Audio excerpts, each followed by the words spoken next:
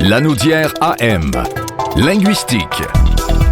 Une chronique qui va certainement vous intéresser, une chronique surtout si vous portez le nom de famille qui résonne comme avec votre métier, tu sais, monsieur, madame Boulanger, par exemple. D'autres sujets qu'on va aborder avec Sophie Bernier. Bonjour Sophie. Bonjour Diane et bonjour Justin. Salut, comment ça va ce matin? Ça va super bien. Aujourd'hui, je vous ai préparé un pot pourri linguistique et comme d'habitude, on va s'amuser et peut-être apprendre quelque chose, mais je dis bien peut-être parce que Justin et Diane, vous avez toujours une longueur d'avance. J'ai de la misère à vous surprendre, vous êtes trop bons. Mais avant tout, un petit rappel. Donc, la linguistique, c'est pas une discipline qui dicte la façon parfaite de s'exprimer, mais c'est plutôt l'inverse. Elle observe le langage utilisé par monsieur, madame, tout le monde dans la vie de tous les jours. Et donc, la linguistique, c'est super inclusif. Et parlant d'inclusivité, on voudrait bien utiliser une écriture inclusive pour intégrer le masculin et le féminin, mais on ne sait plus où donner de la tête. Est-ce qu'il faut mettre tous les mots au masculin et au féminin? Est-ce qu'il faut rajouter un petit « e » partout? Et, sauf que là, le petit « e », on met une barre oblique, un tiret ou quoi? Oui, c'est une bonne question, ça. Honnêtement, c'est une question que je me pose personnellement en plus, là. Alors, on y va avec ça. On veut bien faire, mais comment? Alors, encore moins compliqué que le petit E. Le meilleur truc, c'est d'utiliser ce qu'on appelle l'écriture épicène. Épicène, E accent aigu, P-I-C-E accent grave, N-E. Épicène, ça désigne quelque chose qui se rapporte à la fois au mâle et à la femelle. C'est neutre. Ah, ben oui, OK.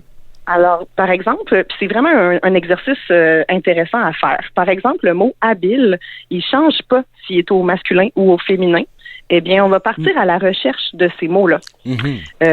Mise en situation, je voudrais dire, par exemple, les animateurs et animatrices de CFNJ sont les meilleurs. Mais mettons que je vais être inclusive. Bien sûr! Bien sûr! Je vais être inclusive, mais j'hésite entre écrire animateur /trice, animateur-trice ou animateur-animatrice. Eh bien, la bonne pratique, c'est de mettre un point, animateur.trice. OK. Mais là, c'est bien beau, mais dans la phrase, les animateurs.trice de CFNJ sont les meilleurs. Il va falloir que j'accorde aussi le mot meilleur. Lui aussi veut son petit E. Ça finit plus. Alors, pour éviter tout ça, on applique l'écriture épicène. Au lieu de dire les animateurs tristes de CFNJ sont les meilleurs, je pourrais dire à CFNJ, il y a beaucoup de talent à l'animation.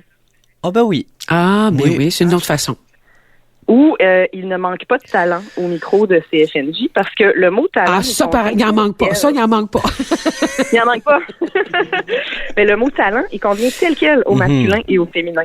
Puis en plus d'être ultra inclusif, c'est même plus joli parfois quand on fait cet exercice-là. Ouais.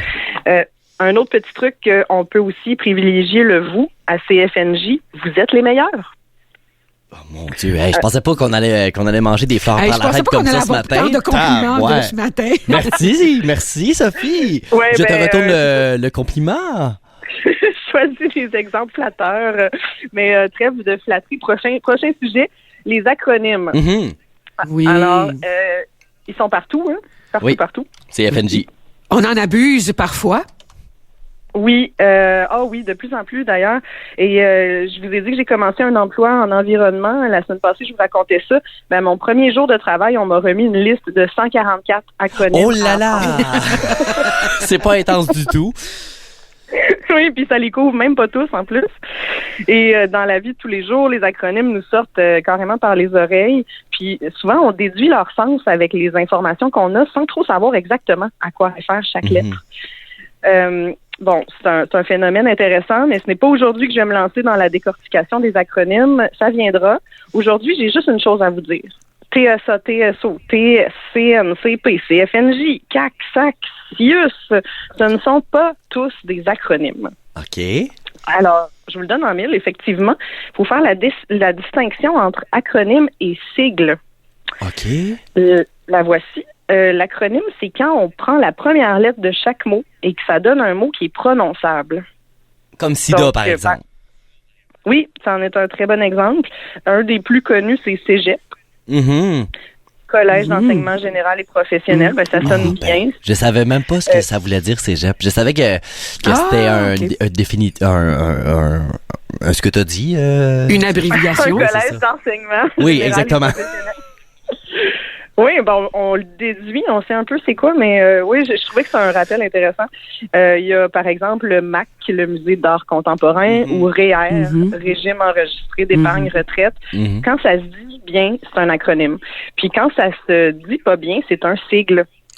Par exemple, le fameux ministère de l'Environnement, de la lutte contre les changements climatiques, de la faune et des parcs. Lui, le là. MEL. Écoute, ça arrête plus l'acronyme, voyons c'est donc, long. ça n'a pas de bon sens. Répète tout ça, là, encore? C'est le ministère de l'Environnement, de la lutte contre les changements climatiques, de la faune et des parcs. Eh là là. MEL, c'est CFP, mais si on essayait de le dire, ça donnerait quoi? Bon, quelque chose du genre. MEL. Et CHSLD, même chose, si on essaie de le dire. Comme ça, mettons. Ouais, ça ressemblerait à... C'est pas très joli, tu sais. Non, c'est pas très élégant. Quand c'est imprononçable, ce n'est pas un acronyme, c'est un sigle. OK. C'est un sujet tellement vaste, les acronymes et les sigles, c'est certain que j'y reviendrai parce qu'en plus, ça me fascine, mais je vous laisse là-dessus pour le moment. Dernier sujet de ma chronique aujourd'hui, de mon pot pourri. Avez-vous déjà rencontré, vous, quelqu'un qui porte un nom de famille qui fit avec son métier? Ben oui. Oui, absolument. Ben Monsieur, oui. Madame Bélanger, à côté de chez moi, ouais. Boulanger, oui, boulanger, mon Dieu, l'écuyer, je sais pas, j'imagine que c'est un métier, être écuyer, aujourd'hui, il n'y en a peut-être plus, Oui. là, mais plein de choses comme ça, Oui. ouais. Diane, est-ce que le couple Boulanger sont propriétaires d'une boulangerie? Absolument, la boulangerie à côté Pas de chez vrai? moi, oui. Oui, Ah d'ailleurs, oui? ils ont appelé la boulangerie Boulanger. La boulangerie Boulanger. J'aime Ça, c'est extraordinaire. C'est comme Madame Larivière qui est responsable des cours d'eau pour la MRC avec son collègue Monsieur Desruisseaux, Ah. ou encore Madame Aubin qui vend des jacuzzi. Ah. Ben, quand le nom de famille d'une personne est quand le nom de famille d'une personne est étroitement lié à son métier ou à ses occupations, ça a un nom. Ça s'appelle un aptonyme. Oh, un nouveau mot, j'aime ça. Yes, Oh. aptonyme, ça s'écrit A-P-T-O-N-Y-M-E. Et si on le décortique, le mot aptonyme est formé de apt, qui signifie en latin approprié. Et la deuxième partie du mot nym provient du grec onuma, qui signifie nom, un nom. Alors, approprié, non, ça devient aptonyme. Et en principe, c'est un pur hasard quand le nom de famille de quelqu'un fit avec son occupation. Mais en réalité, il n'y a pas d'études là-dessus. On le sait pas. Peut-être que ça influence certains choix de vie. Et pour terminer la chronique en beauté, je vous partage des aptonymes célèbres. Oui. OK.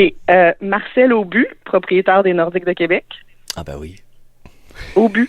Au but. Et le but! Lancez compte! José Lavigueur, reconnu pour ses DVD d'entraînement. Ouais, c'est la vigueur. J'avais pas pensé à celle-là. OK. Le chanteur Daniel Lavoie.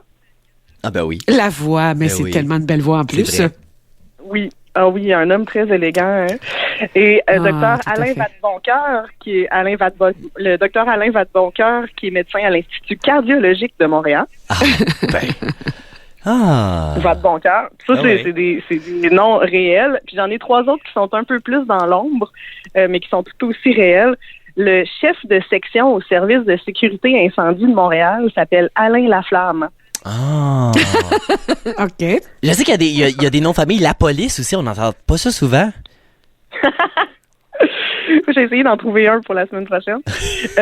J'ai aussi Jessie Lacourse, qui est championne de Marathon? course, oui. OK. De course, elle s'est démarquée en cross-country dans l'équipe du Rouge et Or de l'Université Laval.